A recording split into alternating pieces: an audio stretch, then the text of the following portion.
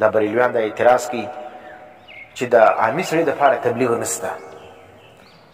د عوام خلک چې تبلیغ کې ولاړ سي، څوک سې روزه ولګي، څوک چې کوم دی هغه 24 ګنټې ولګي، څوک شب جمعې له ولاړ سي، څوک 40 شپې ولګي، څوک کال ولګي، څوک 4 میاشتې ولګي. نو بریویان ورباندې راوغورځي چې دا د عوامو تبلیغ نشته. عوام د دا حق چا ورکوي چې دی راولاړ سي په مسجد په محراب کې ودرېږي او خلکو ته نصیحت کوي، تبلیغ کوي. نو وایي دلته ګوره علم د ناسخ او د منسوخ نشته، دته د حلال او د حرام علم نشته، د ده د قرآن الفاظ نه دي زده. دی راولاړېږي او خلکو ته ولاړې او نصیحت کوي. نو دا به څه شي؟ دا د ډېر تاوان خبره ده. دا د دین په هغه حدودو باندې خبر نه دی، د هغه رعایت کوی نه شي، نو ځکه دی خلکو ته نصیحت نه کوي. بظاهر چې دا خبره واوري نو خلک چې کوم دی هغه وایي یار دا خو صحیح خبره کوي، عامي سړی وګوره د دین تبلیغ وګوره، دا خو د څه زده دي، دین یې زده نه دی او دی خلکو ته تبلیغ کوي. دا رقم حلال و حرام رو معلومیږي نه، د آیت و د حدیث فرق نشي کولی، د عالم د قول او د قرآن و د حدیث دا فرق نشي کولی چې دا د قرآن آیت دی که د نبی حدیث دی او که د یو عالم قول دی. نو چې سړی خپله جاهل وي هغه به تبلیغ څه وکړي چا لره؟ نو ځکه بریلویان چې کوم دی هغه وایي دا چې کوم سلسله علمای دیوبند شروع کړې ده، دا سلسله چې کوم دا ناجایزه ده. تبلیغ الجاهل په عنوان باندې دی دا خبره کوي چې جاهل سړی به تبلیغ نه کوي، جاهل سړی به تبلیغ کې نه ځي. نو اوس دا خبره چې کوم دا تر کومه حده پورې صحیح ده؟ آیا رښتیا دغه رقم ده؟ د جاهل سړي تبلیغ رښتیا منع دی که د دوی خبره غلطه ده؟ نو صحیح خبره دا ده چې په دې مسله کې د بریلویانو خبره غلطه ده. د جاهل تبلیغ چې کوم دی هغه جایز دی. مرسول تبلیغ څه ته وایي؟ بلغ یبلغ تبلیغا، دا اسې رسولو ته وایي بغیر څه تغیره. وینې؟ نو دی چې راولاړ سلو خبرې زده کړه، هغه خبرې ښه یاده کړه، بیا یو بل چا ته وکړي، دا تبلیغ و دې ته وایي. اوس یو عامي سړی چې کوم دی هغه راولاړ سو د قرآن و سنت یو آیت یا یو حدیث چې کوم دی هغه یې ښه زده کوي، یا د لمانځه فرایض یې زده کړو یا د اوداسه فرایض یې زده کړو، دا یو بل چا ته بیانوي، دا تبلیغ ویل کېږي. دا تبلیغ چې کوم دی دې دپاره سند ضروري نه دی چې خامخا به دی د مدرسې فارغ وي بیا به دی تبلیغ کوي. که د مدرسې فارغ نه ولو بیا دی تبلیغ نشي کولی، ځکه نبي اسلام فرمایلي بلغوا عني ولو آیه. نبي اسلام وایي تاسو ورسوئ زما د جانبه ولو آیتن، هغه که یو آیت مان تاسو ما څه یو آیت زده کړي هم پر تاسو باندې لازم نه چې دا به هغه رقم رسوي خلکو لره. نو تبلیغ دا ته وایي چې سړی یو شی سم زده کړي بیا هغه شی ورسي بل چا لره، دا رقم تبلیغ کول دا جایز دی. دا نو تبلیغیان چې په تبلیغ کې ولاړ سي هغه څه رقم تبلیغ کوي؟ هغه دا دی ګوره علماو د هغو دپاره دایره مقرر کړې ده، فضایل اعمال آخوا ته به شی نه وایه. د څه دپاره؟ ځکه دی جاهل دی، دی به دې څه آخوا ته نه ځي، د ځان تشریح د ام اجازه نشته ورته، دی به هغه اردو الفاظ وایي یا د پښتو الفاظ به وایي، هلته خپله تشریح ورته موجوده، هغه تشریح به دی په هغه فضایل اعمال کې چې لیکلې ده هغه به وایي. نو په دې کم قباحت راغلی. په دایره کې دننه چې کومه دایره علماو مقرر کړې ده بیا په اردو زبان ورته لیکلي دي، هغه اردو زبان باندې حدیث یا د هغه ترجمه لیکل سوې ده، دا خلکو ته بیانوي. په دې کم قباحت دی. دا وینې؟ نو دا هسې مازدي دروغ وایي چې دا جاهلان خلک تبلیغ کوي، بیا چې ولاړ سي هم هغه د الله توحید بیانوي. وینې؟ د انبیاء کرام واقعات چې واقعي زده کړي هغه بیانوي.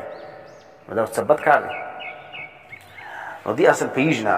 نو پاتې سلو دویمه خبر دا ده چې بلغوا عني ولو آیه، که چیرې تبلیغ منع سي نو نبی اسلام چې کوم دی هغه په حجة الوداع کې فرمایلو چې تاسو زما د جانبه یو خبره ورسوئ. وینې؟ نو اوس چې کوم دی بلغوا عني ولو آیه، تاسو زما د جانبه ورسوئ، اگر که هغه یو آیت وي.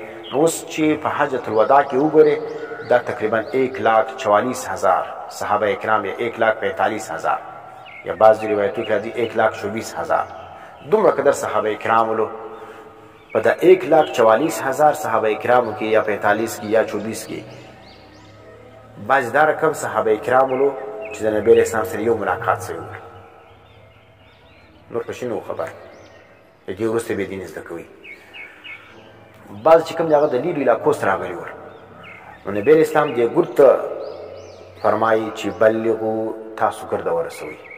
نو اوس دلته چې کوم صحابه کرام په حجة الوداع کې موجود وو، دا خو ټول عالمان وو، دا خو دا رقم نه وو لکه ابوبکر صدیق رقم یا د حضرت عمر رضی الله تعالی عنه رقم عالمان خو نه وو، د هغو رقم مرتبې د علم ته خو ګرده نه ورسېدلي.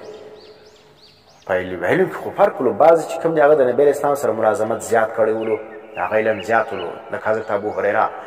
بعضې چې کوم دی هغه د نبي علیه اسلام سره به یو دوه ملاقات سوي ولو، د هغه وروسته به بیا تللي ولو، د هغو علم خو دونه نه وو لکه څنګه چې د هغه صحابه ولو چې هغه نږدې ورسره ولاړ یا د نبي علیه اسلام سره یې 24 ګنټې ژوند تېروي. نو د هغو ته هم نبي علیه اسلام څه فرمایي چې بلغو عني ولو آیه، چې تاسو یو آیت زده کړئ به زما د جانبه دا یو بل چا ته ورسوئ.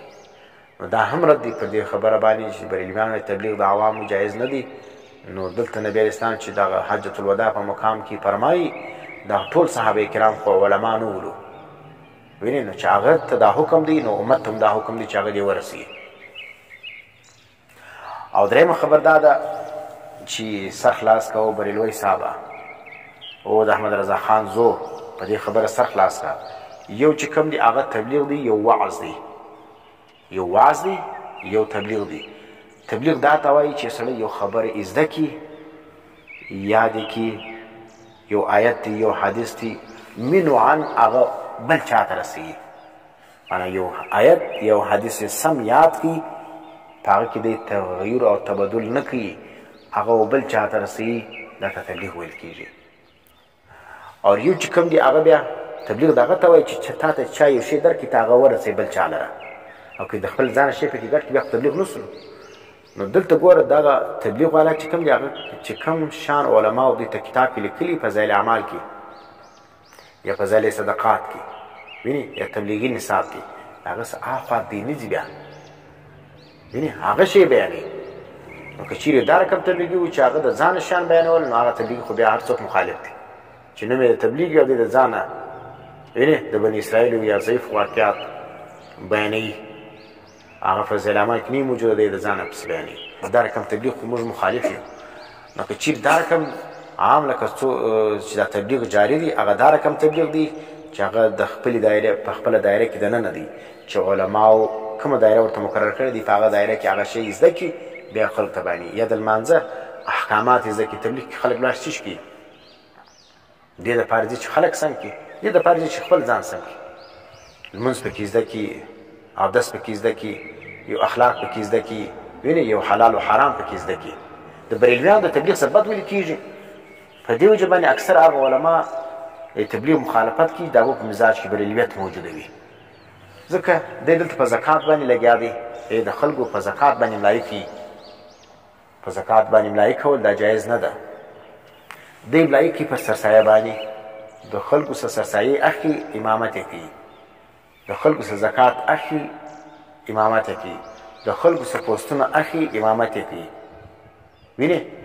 نو اوس د ده په زکات باندې ملایي ده، په سرسایه باندې ملایي ده، او دا رقم په پوستو باندې ملایي شوله. نو تبلیغ سړی چې تبلیغ کې ولاړ هغه په مسله خبر سلو، د چا څه پوښتنه کوي، وینې د دین طلب پکې موجود سلو. نو مسله یې واورېدله چې په امامت باندې یا په دغه باندې په زکات باندې ملایي کول دا جایز نه ده، په سرسایه باندې ملایي کول دا جایز نه ده. و چې دا مسله یې زده کړله، دا بریلوی چې کوم دا بدعتي، د هغه خلاف به دا تبلیغي خامخا یو خبره کوي چې دا ملا چې په دغه طریقه باندې امامت کوي، یا په زکات باندې یا په سرسایه باندې یا په پوستو باندې، دا رقم امامت صحیح نه دی. نو ځکه بریلوی صاحب چې کوم یا بدعتي صاحب پخه شمسي وایي تبلیغ چې کوم دی هغه جایز نه دی. دا یا څه چا وکړي دا تبلیغ کې چې ولاړ شي هغه په دې خبر سي چې شادي و غم به زه د سنت مطابق کومه، نو چې راسي وایي زما مړی به د سنت مطابق پټوې. نو دلته چې کوم دی بدعتي صاحب پخه شمسي چې دا خو زموږ د پلار د نیکه طریقه یې پرېښول، دا کومه طریقه ده؟ اسقاط چې کوم دی هغه وایي وصیت یې نه دی کړی، زه یې نه پسې ګرځوم. بریلوی پخه شمسي چې دا خو پخوا یې څه پیسې ملاوېدلې، اوس خوا پیسې را باندې ودرېدلې، بس وایي دا وهابي سلو. نو تبلیغ کې مه ځي ځکه دا ډېر نقصان لري. دا رقم په شادي کې چې کوم دی هغه تبدیلی راسي تبلیغ کې ولاړې هغه وایي شادي به د سنت مطابق کوې دا رواجونه چې کوم دا ختم دي تبلیغ کې دا شی زده کړي د علماو څخه پوښتنه وکړي چې شادي به په کومه طریقه کوې یا کتاب کې ولیدل چې نبی اسلام خپل لور چې حضرت فاطمه ورسره کوي ود کړې وله د نبی اسلام ښځې راوت سوي هغه څه رقم طریقه باندې وایي دا طریقه په تبلیغ کې درته معلومه سي یا طلب د علم په دې کې موجود سي دی د علماو څخه پوښتنه وکړي خپل ځان لپاره حلال او حرام معلوموي د ده تعلق د خپل مسجد د امام څخه آخواته د نور علماو سره مراسي نو په هغه کې د ده کرتوت معلومیږي د دې بریلوي کرتوت چې معلوم سلو نو ځکه دی راولاړ د تبلیغ مخالفت یې شروع کوي نو کله وایي دا وهابیان دي کله وایي نوی دین راوړي کله وایي د انګریزانو پیسې ولره روان دي کله څه وایي کله څه وایي کله وایي دا جاهل دی دا به تبلیغ نه کوي نو دا چی سلو نو تبلیغ چې کوم دا سمه لار ده